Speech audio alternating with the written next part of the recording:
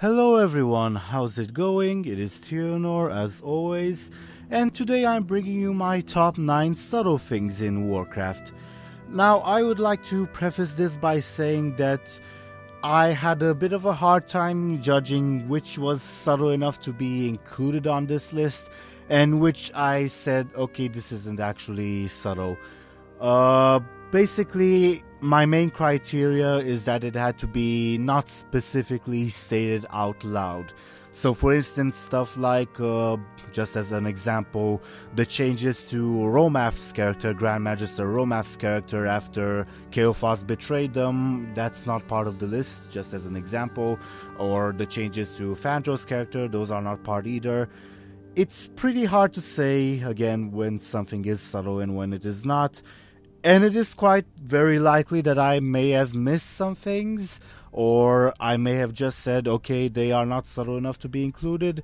And so for this particular video, more than any others, I'm looking forward to hearing if you have any subtle things that you like in this particular game, I guess you could say. Due to the nature of this list, this will also feature 2 honorable mentions instead of just the usual one, because they are honorable mentions because they don't quite fit the criteria, but I thought they bared mentioning regardless.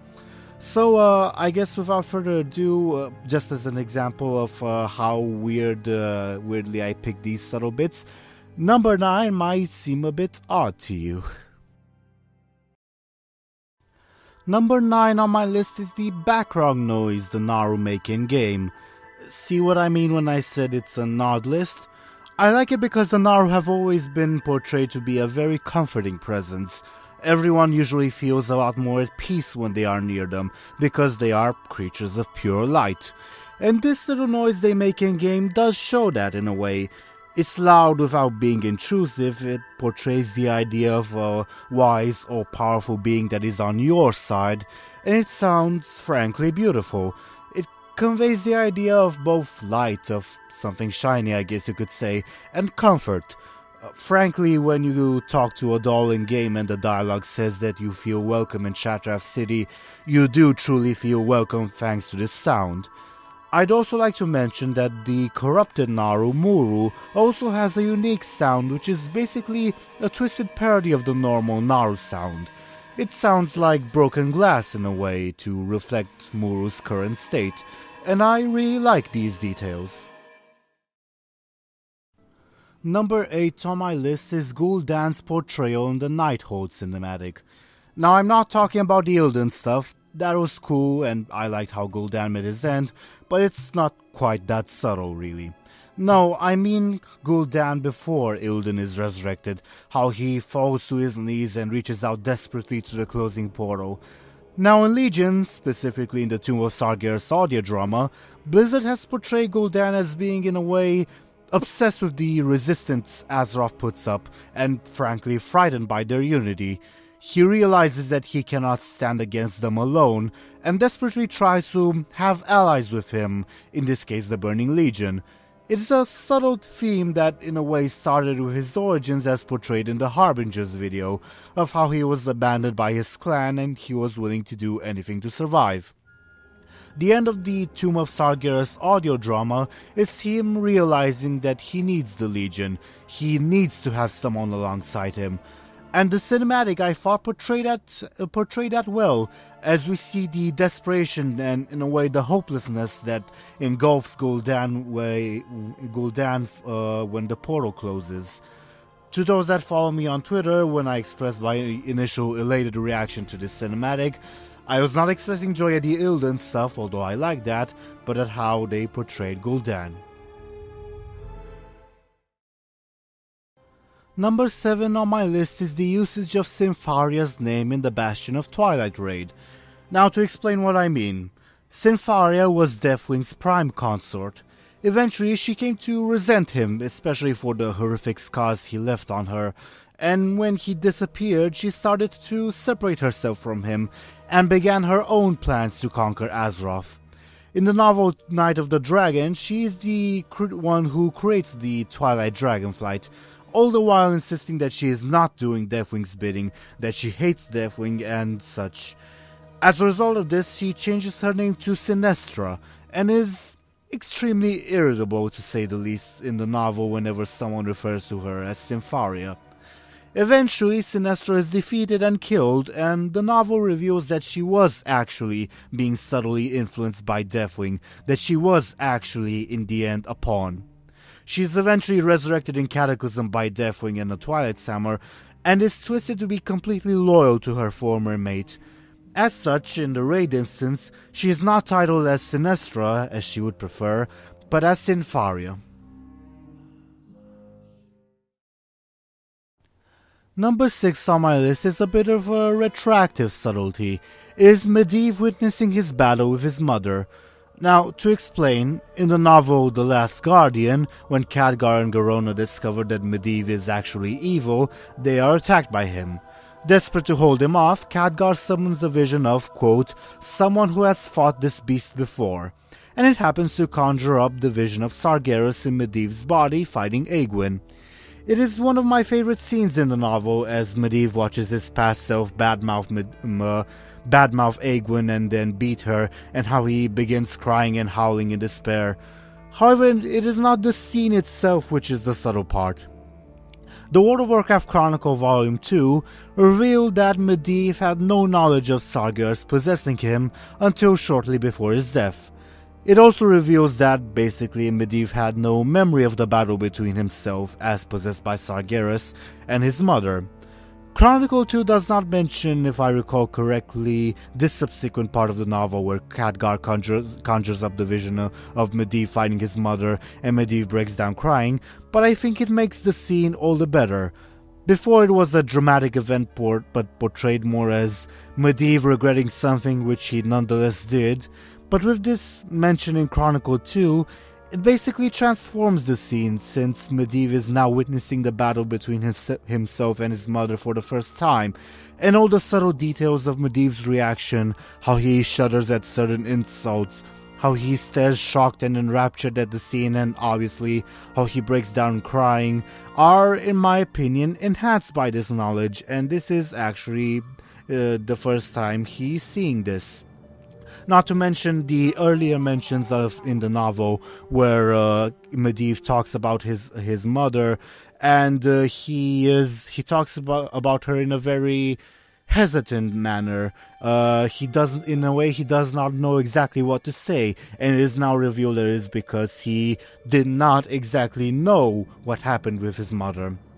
Now, I have many bones to pick with Egwene and Medivh's characterizations in Chronicle 2, but I think this particular detail is definitely one of the good parts. Number 5 on my list is part of Khadgar's portrayal in Warlords of Draenor and Legion. Specifically, I'm referring to the parts where he is cocky or jokes around, or when he's somewhat clumsy, basically what could be considered to be the comic relief parts.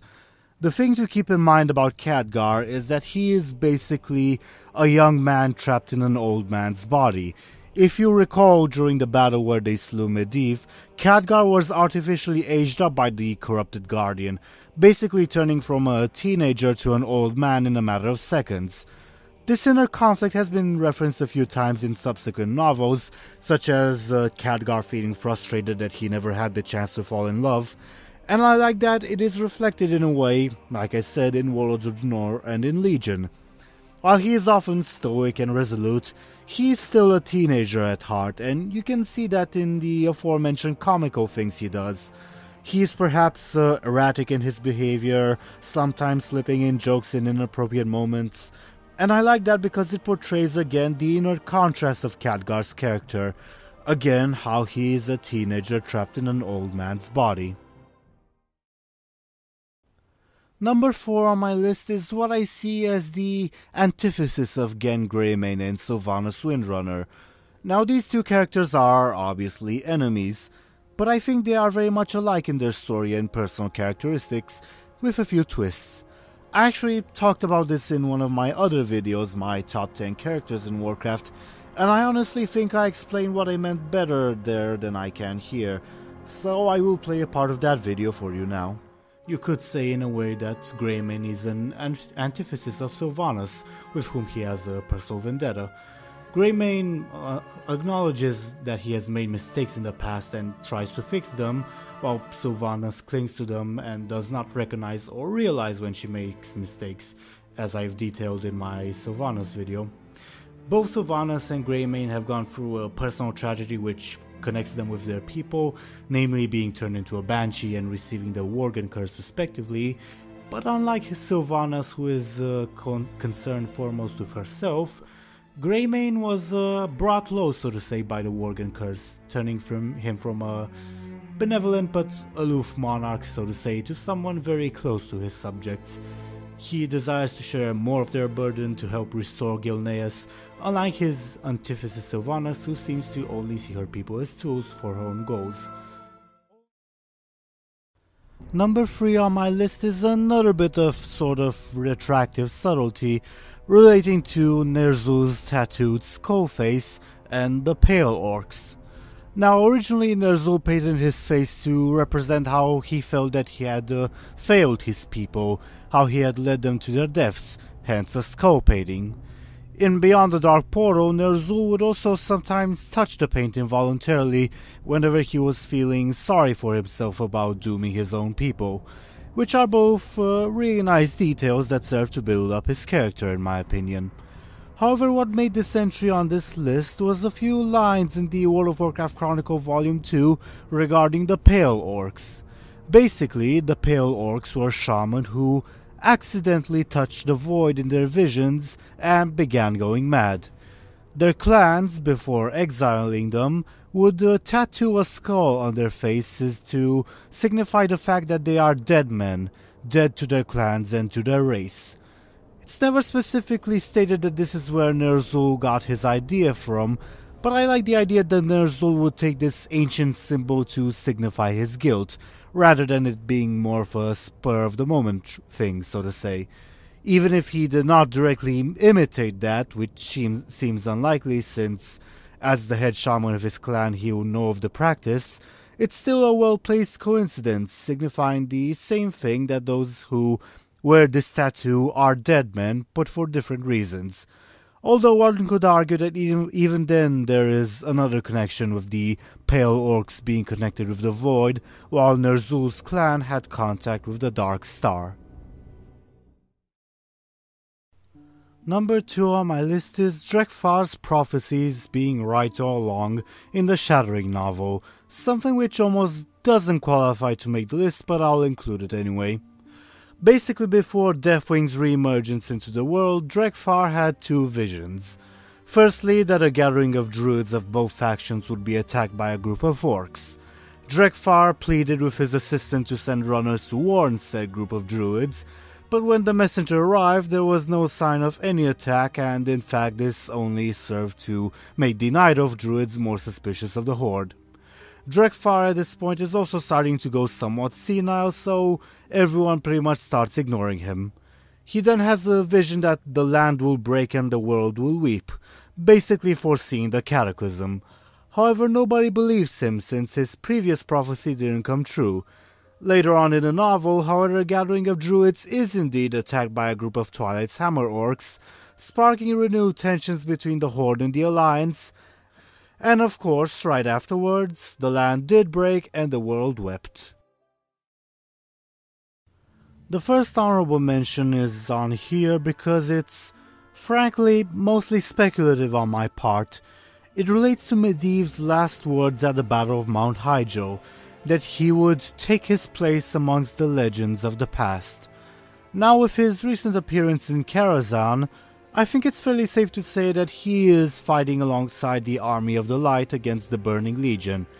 The Army of the Light, led by Turalyon and Illyria, is naturally filled with the legends of the past.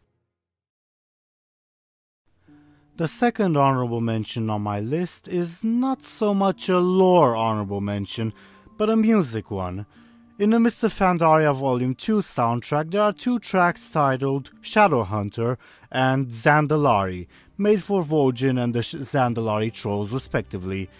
And I like that Vojan's piece is mystical, gives you a sense of danger, like you're in a dense jungle surrounded by dangers, while the Zandalari piece is imposing, gives off the idea of an arrogant people, pretty much highlighting the contrast between the Zandalari obsessed with the past and the more traditional and lore-worshipping Vojan, and yet again, both tracks sound like troll tracks in a way. So I'll play about 30 seconds of each for you before we move on to number 1.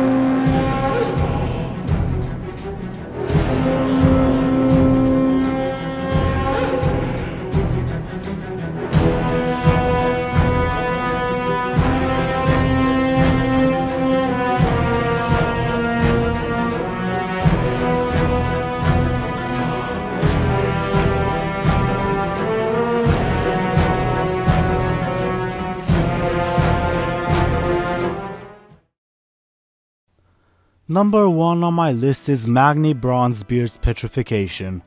Now, not the petrification itself necessary, but the process by which he was petrified. Basically, Magni drank a potion and recited the words inscribed on an ancient earthen tablet, which talked about communing with the earth. However, the words on the tablet were meant to be read by earthen, who are already creatures of stone, not by the fleshy dwarves. So the unintended and unknown to the dwarves side effect would probably not matter much to the earthen. So I'll read off what's written on the tablet, and you can probably see why the dwarves thought it could be a way of communing with the earth, when in fact it is a way of becoming one with the earth, so to say. And here are the why and the how to want to again become one with the mountain. For behold, we are the earthen of the land, and its soul is ours, its pain is ours, its heartbeat is ours. We sing its song and weep for its beauty, for who would not wish to return home? That is the why, O children of the earth. It then proceeds to specify the ingredients of the potion Magni had to drink. Speak these words with true intent, and the mountain shall reply. And so it shall be that you shall become as you once were. You shall return home, and you shall become one with the mountain. Within me is the earth itself. We are one. I am of it, and it of me. I listen for the mountain's reply.